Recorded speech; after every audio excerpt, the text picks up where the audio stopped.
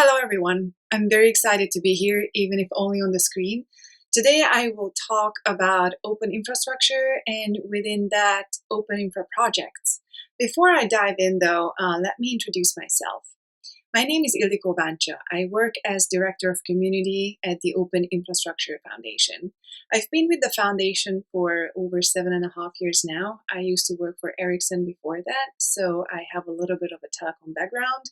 So my tech focus areas are telecommunications, NFV, and edge computing. But lately, I've been focusing more on communities and really all the people and amazing individuals who are contributing to open source projects, including OpenInfra projects. And I am a community manager for Kata Containers and StarlingX. Before I get to the projects, let me talk a little bit about the Open Infrastructure Foundation as well. The OpenInfra Foundation is a non-profit organization that supports open source software development communities. Why is this important? In this today's modern world, digital infrastructure is essential to human progress and really just survival. And having access to that infrastructure is in all our interest and should be a right that we all have. So having the building blocks of critical infrastructure available in open source is crucial so that we can all work together and collaborate on maintaining and advancing the software infrastructure that we all rely on. And the OpenInfra ecosystem is huge and diverse. We have thousands of contributors who are supporting and working on our projects. And these people are from over 180 countries and representing over 560 organizations from all around the globe. And if you would like to learn more about the OpenInfra Foundation, please go to our website, openinfra.dev. You will be able to find information about both the foundation as well as our projects. I cannot talk about OpenInfra projects without mentioning the 4 opens first. 4 opens are a set of guiding principles that the OpenInfra Foundation as well as the OpenInfra communities are following. The 4 opens are open source, open design, open development, and open community. And these pillars are crucial to enable open collaboration. So as you can see, there's only one pillar that talks about the availability of the source code, and the rest really has a community focus that enables anyone and everyone to participate in designing, developing, and maintaining open source projects. And with that, OpenInfra projects. And having an open community is really crucial because open source really is nothing without individuals, the people who are working on the code, the documentation, testing, who give presentations to raise awareness about these projects, and open source advocates who remind everyone that how much open source has to give when you're not just a user, but you're also contributing back to the communities and the ecosystem. And now let's dive in and talk a little bit about the OpenInfra projects. OpenStack. Probably most of you, if not all of you, heard of OpenStack before, but let me start from the basics regardless. So OpenStack is an open source cloud platform. So as you would expect, it gives you the basics of cloud, which means access to compute, networking, and storage. OpenStack has a set of APIs, which by now became de facto cloud APIs. And you can run any workloads and applications on top of it that do have awareness of cloud infrastructure under. As a cloud platform, OpenStack serves as a base for public and private clouds all around the globe. And today it powers over 45 million CPU cores in production, which is a crazy big number. And that also translates to over 300 data centers just as public cloud footprint all around the globe. and that does not count private cloud data centers. I think it is amazing. You can find OpenStack in production in all industry segments: finance, telecommunications, transportation, and the list just goes on and on. OpenStack is also a big and vibrant community, and the community is currently working on the Caracal release, which will be the first release that comes out in 2024, and it will also be the 29th release of the project, and it is running on time because all the previous 28 releases came out on time, which is just mind-blowing. You can find more information about the project, the use cases, and the community at the openstack.org website. And now on to Kata Containers, which is an open source container runtime. But what is really exciting about Kata Containers that it actually creates a fusion between virtual machines and containers. And I like to look at it as an evolution path for both. And this is a really interesting technology because what it gives you is a very lightweight virtual machine, which kind of looks like and acts like a container. So you can spin it up like any other container runtime. And when it comes to the performance, it is comparable with traditional containers. However, what's not exactly comparable with traditional containers is the isolation and with that security that Kata Containers gives you. So you can see it on the diagram that when you go to traditional containers, they do some kind of an isolation through namespaces. And those containers do share the host kernel.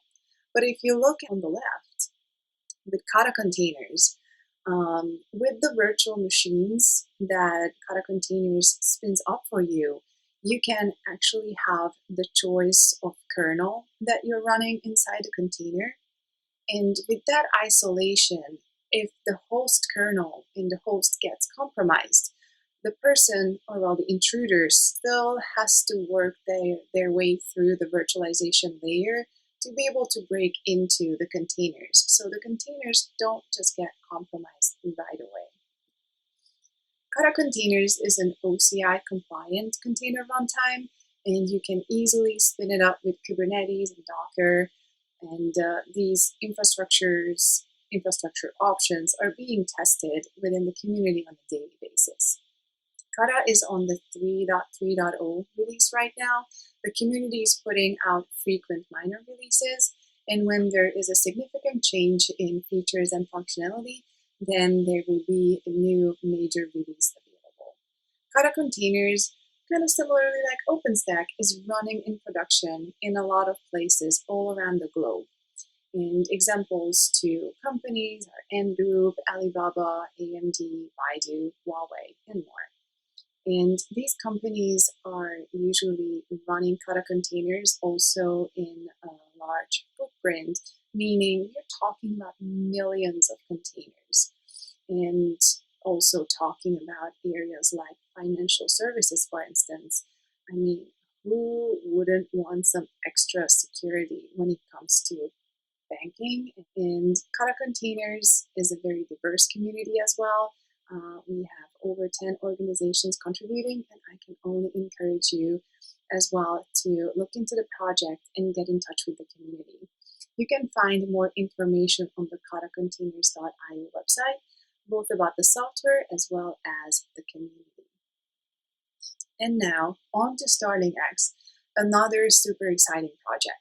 StarlingX is an open source distributed cloud platform, and this is another project that kind of gives you a fusion, and it creates a fusion between OpenStack and Kubernetes, and gives you a full infrastructure stack that includes the Linux kernel, OpenStack, Kubernetes. So it is an example to the Loki infrastructure stack. And what StarlingX really gives you is all infrastructure services are running in containers, which gives you flexibility and easier way to manage your infrastructure and also a little bit of a robustness. But what makes StarlingX really unique is that you can deploy your cloud infrastructure in a geographically distributed way. So you can take OpenStack and Kubernetes and take it outside of the walls of large data centers and still be able to manage it and operate it from a central place through a single pane of glass. I think that this is pretty amazing. The community is currently working on the 9.0 release and are putting out the resources and artifacts as I speak. So please go to the website in the coming days and check out the latest release and what's new in the project. The project is running in production at a couple of companies as well, and it is currently really popular in the telecom segment, so you can see that operators like T-Systems, Verizon, Vodafone, KDDI, and others are running StarlingX in production to power 5G as well as Open RAN, where RAN is radio access networks infrastructure. So when you're making connecting to a 5G network with, for example, Vodafone, then probably your traffic is running through infrastructure that is running on StarlingX. I think that is super cool. And similarly to the other projects, the website has all the information about the software and the community and all the pointers that you need. So if you're interested in this project, go to starlingx.io to learn more. And last but not least, I would like to talk about Zool. I love Zool, and not just because of the Ghostbusters reference. Zool is an open source CI/CD tool. However, that's not what makes Zool unique. If anyone in the audience has a history with OpenStack, then you probably know Zool or interacted with Zool already if you are a contributor.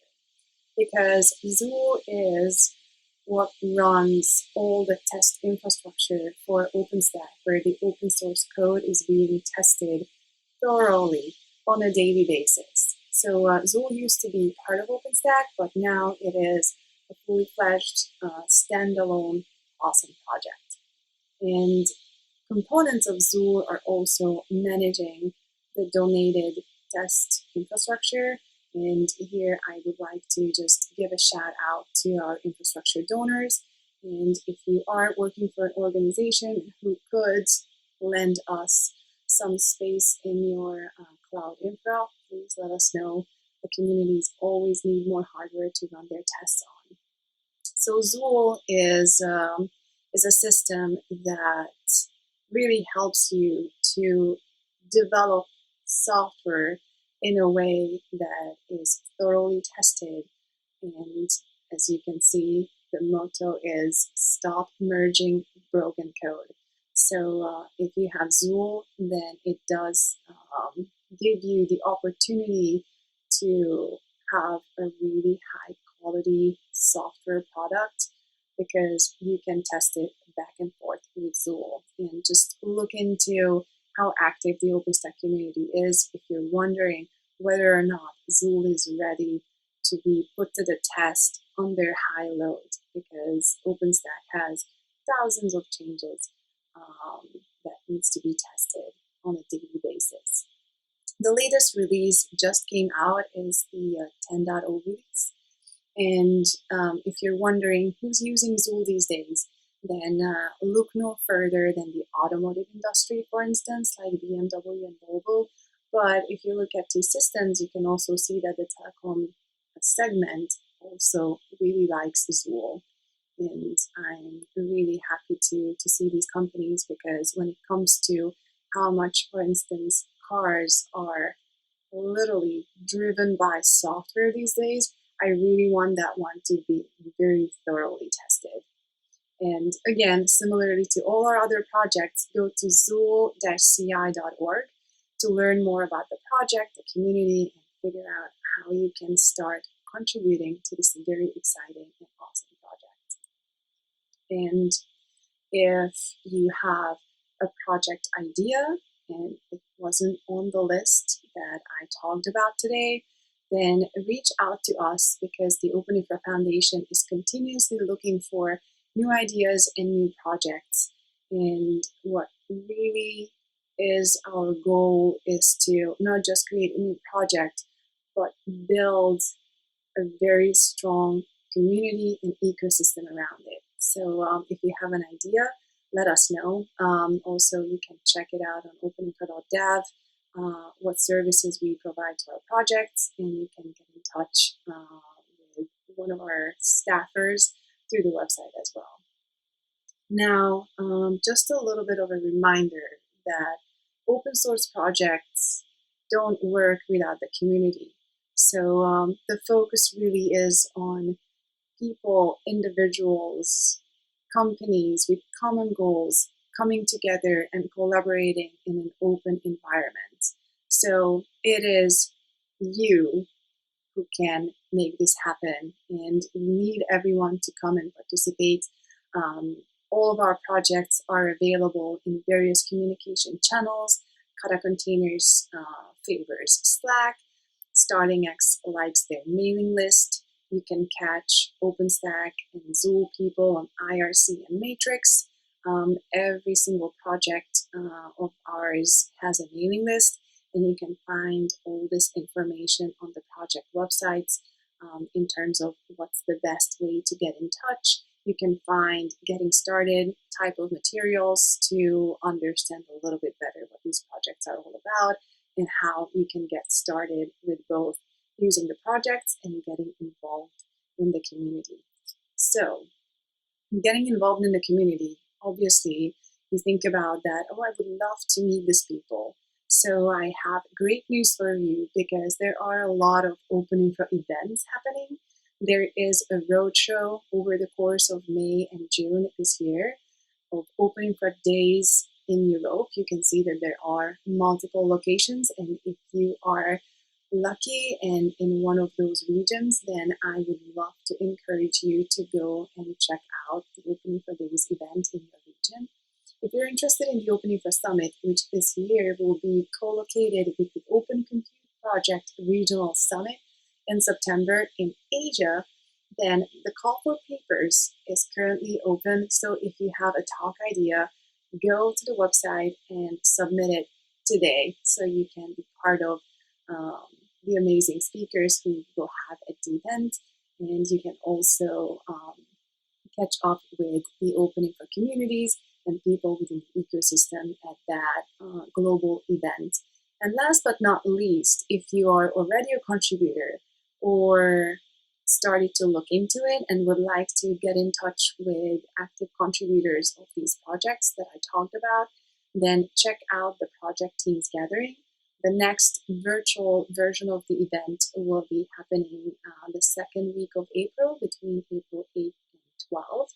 This is a contributor-focused event, so you can meet project teams as they talk about their roadmap, interesting new features, having a retrospective of the previous release cycle, talk about their processes, so you can catch the people who are actively working on the projects, ask questions, and figure out how you can get involved.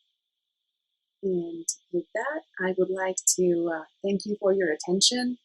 You can find me in email. You can see my email address on the slide, but I'm also on LinkedIn and various social media platforms, and most of the chat tools that our communities are using.